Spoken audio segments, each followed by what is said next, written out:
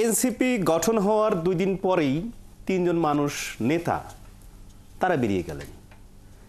তো এই যে বৈষম্যবিরোধী ছাত্র আন্দোলন এমনকি জাতীয় নাগরিক কমিটি সেই থেকে সমস্ত কিছু আয়োজন করে এটি রাজনৈতিক দল গঠন, তারপর সেই দলের যারা শীর্ষ নেতৃত্বে আছেন আমরা কমপক্ষে 2 জনের কথা বলতে পারি, সেই 2 জনের গাড়িবহর নানা বিষয় নানা বক্তব্য নিয়ে ব্যাপকভাবে সমালোচনা। কেন এত গাড়িবহর, কেন এত সমালোচনা আপনাদের ইসে?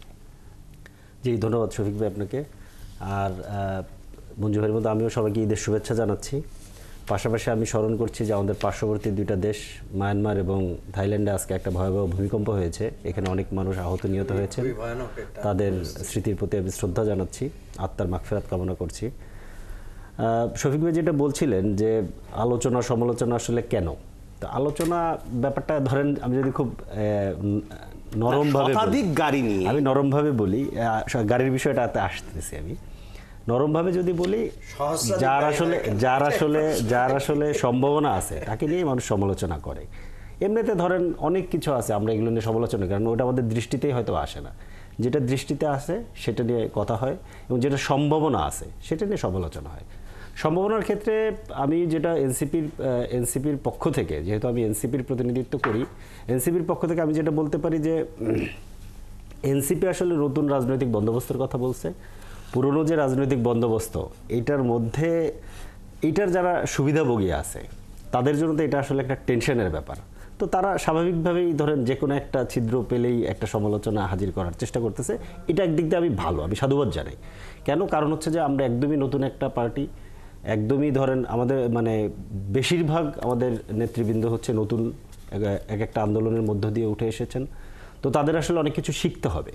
তো শেখার জন্য সমালোচনাটা খুব গুরুত্বপূর্ণ। সমালোচনা হলে হয় কি, শেখার জায়গাটা আসলে যখন প্রশ্ন উঠছে এত গাড়ি কারা দিচ্ছে, এত টাকা কারা দিচ্ছে, তখন সেই জবাব এনসিপি কি দিয়েছে বা আপনারা কি? না, আপনার দলের ভিতর থেকেও কিন্তু সেই প্রশ্নটা এসছে।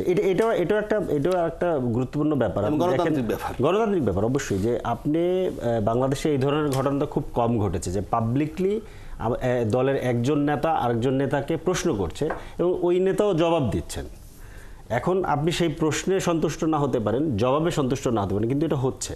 এখন ব্যাপার হচ্ছে যে আমরা মাত্র 1 মাসও হয়নি এখনো শুরু করেছি, এবং শুরুর একদিন পরে রমজান মাস চলে এসেছে। আপনি জানেন যে আমাদের পুরো 11 মাসের টাইম শিডিউল আর রমজান মাসের টাইম শিডিউল কিন্তু ডিফারেন্ট। আর যখন একটা স্বাভাবিক রাজনৈতিক পরিস্থিতি থাকে তখন তো বটেই, অন্যান্য রাজনৈতিক সময়ও ধরেন যখন আমরা তীব্র ফ্যাসিবাদ বিরোধী আন্দোলন চলতেছে, রাস্তায় নামতে পারতেছি না, তখন আসলে রমজান মাস হচ্ছে আমাদের রাজনীতি করার সময় ছিল। কারণ দেখা সাক্ষাৎ কথাবার্তা ইফতারের মধ্য দিয়ে আসলে এটা হতো। তো এইবার কিন্তু আসলে রমজান মাস আমাদের জন্য একটা ফ্যাসিবাদের পরে প্রথম রমজান মাস, সবাই এটাকে খুব দারুণভাবে উদযাপন করতেছে, সবাই সবার সাথে দেখা সাক্ষাৎ হচ্ছে।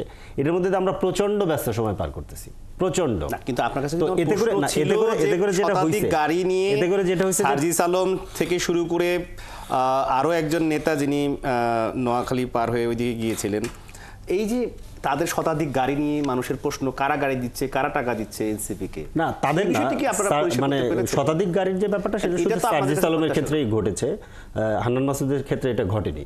এটার উল্টো ঘটনা ঘটেছে। সে পায়ে হেঁটে আসলে শতাধিক না সহস্র মানুষ নিয়ে আসলে গণসংযোগ করেছেন। তো এখন ব্যাপারটা যেটা হয় যে আমরা যতই নতুনের কথা বলি, একদম সব কিছু তো আসলে নতুন হয়ে যায়নি। সমাজের মধ্যে যে পুরনো ব্যবস্থাটা আছে, সমাজের যে মানুষগুলো আছে, এগুলো তো আসলে পুরনো মানুষ। আরেকটা এই ব্যাপারটা ঘটে, যেমন ধরেন এনসিপি হওয়ার পরে আমি যখন প্রথম আমার এলাকায় গেছি, আমি গোপনে গেছি, ব্যাপারটা আমি আগে থেকে আঁচ করতে পারছিলাম। যাওয়ার পরে আমি এখানে দেখছি একটা ব্যাপক মাত্রায় উৎসাহ উদ্দীপনা আছে, তারা একটা শোডাউন দিতে চায়। এটা একটা শুধু নেতাকর্মীদের ক্ষেত্রে না, ব্যাপারটা হচ্ছে সাধারণ মানুষের ভেতরেও এই ব্যাপারটা থাকে। ধরেন আমার নানার বাড়িতে বিরাট বড় গোষ্ঠী, দেন এই গোষ্ঠীর লোক চিন্তা করতেছে, সাধারণভাবে যেটা হয় যে এরা রাজনীতি করে মনে হয় বিরাট কিছু একটা হয়ে গেছে, তাহলে এটা আসলে আমাদেরকে জানান দিতে হবে।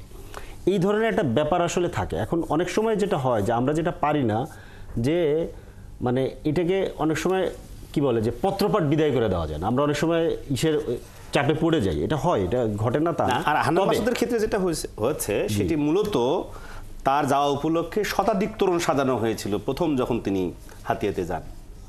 সেই বিষয় নিয়ে তখনও আলোচনা হয়েছিল এবং এবার আবার সাজিদ আলমের পঞ্চগড়ের গাড়ি বহন এগুলো বেশিরভাগই আসলে জনগণের স্বতঃস্ফূর্ত হিসেবেই দেখতে হবে। সাধারণ মানুষ এনসিপির প্রতি তো অনেক বড় প্রত্যাশা, আপনাদের পরিষ্কার উত্তর এবং পরিষ্কার কোথায় কে কিভাবে গাড়ি বা দল চলছে সেটি পরিষ্কার তারা জানতে চায়। কারণ জুলাই আগস্টের যে রক্তক্ষয়ী জীবন দিয়ে যে ফ্যাসিবাদের বিতরণের পর, তাদের বিতাড়িতের পর যে দল গঠিত হয়, তার কাছে প্রত্যাশা স্বাভাবিকভাবেই সকল দল মত পথের মানুষের আছে এবং একটি দল ছাড়া বা তাদের সহযোগীরা ছাড়া। আসবো আপনার কাছে আলোচনায়।